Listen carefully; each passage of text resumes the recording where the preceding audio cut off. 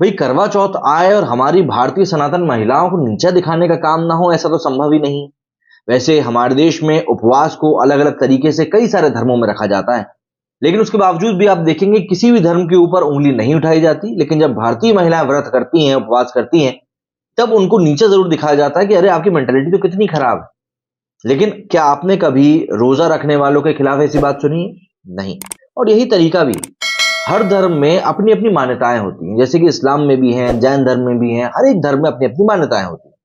हमें उन मान्यताओं की रिस्पेक्ट करनी है, हमें उन मान्यताओं को नीचा नहीं दिखाना है। क्यों? क्योंकि सबकी अपनी अपनी मान्यताएं हैं। लेकिन यहां पर आप देखेंगे कि जब भी सनातन की बारी आती है, तब इनके खिलाफ लोग इस तरीके से बोलने लगते हैं कि अरे ये जो आप व्रत रख रहे हो ना, ये तो गवारों वाला काम है, ये पढ़े लिखों वाला काम थोड़ी ना है। अपने आदमी को आप इतनी इज्जत दे रहे हो, अरे ऐसा कैसे हो सकता है? आपको तो ऐसा बिल्कुल भी नहीं करना चाहिए। इसी तरह के बुद्धिजीवी ज्ञान आपको करवा चौथ के ठीक पहले से मिलना शुरू हो जाएंगे।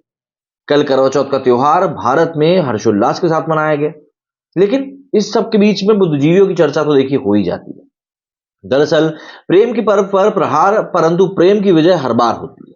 एक बार फिर से करवा चौथ आया और एक बार फिर से पति पत्नी के प्रेम का पर्व निशाने पर है।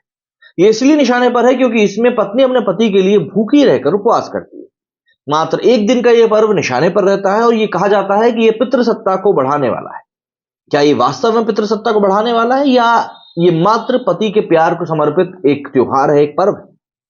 हालांकि इस बार शोर थोड़ा कम हुआ है क्योंकि सनातनी भी जाग रहे हैं और अपने धर्म के प्रति कुछ भी सुनने को तैयार रहते नहीं। तो ऐसे में इस बार वो सेलिब्रिटी भी ये नहीं कह रहे हैं कि हम करवा चौथ नहीं रखेंगे, जिनका दूर दूर तक कोई रिश्ता इस पर्व के साथ नहीं होता है। ये बहुत ही हास्यास्पद है कि मुस्लिम अभिनेत्रियां या फिर मुस्लिम परिवार में गई अभिनेत्रियां करवा चौथ पर प्रश्न उठाती हैं, जबकि फिल्मी कलाकारों में ये पर्व मनाना बहुत आम है।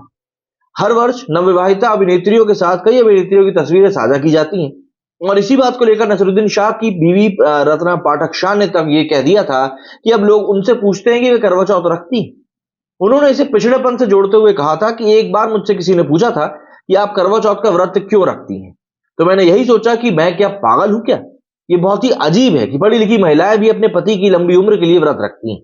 और उन्होंने ये भी कहा था कि इससे पता चलता है कि असहिष्णुता कितनी ज्यादा बढ़ चुकी है कि करवा चौथ तक का सवाल किया जाता है।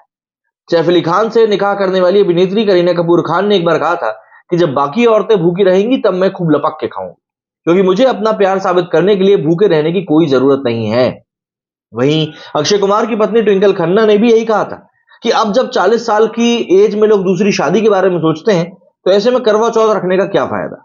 ऐसे तमाम लोग जो इस पर्व का उपहास उड़ाते हुए उन अभिनेत्रियों की, उन महिलाओं की आस्था का मजाक उड़ाते हैं, जो महिलाएं अपने जीवन साथी को अपने प्रेम, आस और विश्वास की डोर से बांधकर व्रत रखती हैं। वे चाहती हैं कि वे अपने प्रेम को दिखाएं, अपने जीवन साथी के प्रति विश्वास को प्रदर्शित करें और उन तक अपना संदेश पहुंचाएं। एक बार एक तस्वीर वायरल हुई थी जिसमें सीमा पर तैनात पति की तस्वीर को देखकर एक महिला व्रत खोल रही। उस महिला को भरोसा रहा होगा कि उसका व्रत सीमा पर उसके पति की रक्षा जरूर करेगा। भरोसे की ये डोर को मजबूत करने वाला ये पर्व कई झंझावलों को झेलकर प्रेम और उल्लास के साथ आगे बढ़ता जा रहा है, और उसके साथ ही उन शक्तियों का रोना भी बढ़ता जा रहा है जो परिवार को तोड़ने के लिए जी जान से लगी रहती। मगर भारतीय संस्कृति, सनातन संस्कृति, ये पर्व नित नए रूपों में बढ़ता ही जा रहा है और लोग इसको काफी अच्छे से सेलिब्रेट भी करते हैं। लेकिन हमको ये चीज समझनी पड़ेगी कि ये जो पाश्चात्य संस्कृति के रूप में हमारे ऊपर कई सारी चीजें थोपी जाती हैं और बोला जाता है कि क्योंकि तुम अपने सनातन को फॉलो कर रहे हो इसलिए तुम झूठे हो, तुम पिछड़े हो, हमें ऐसे लोगों को सिर्फ इग्नोर करना है और डस्टबिन में उठाकर डाल देना, कुछ भी नहीं। मेरे सुनिए फिलहाल इतना ही। जय हिंद, जय भारत।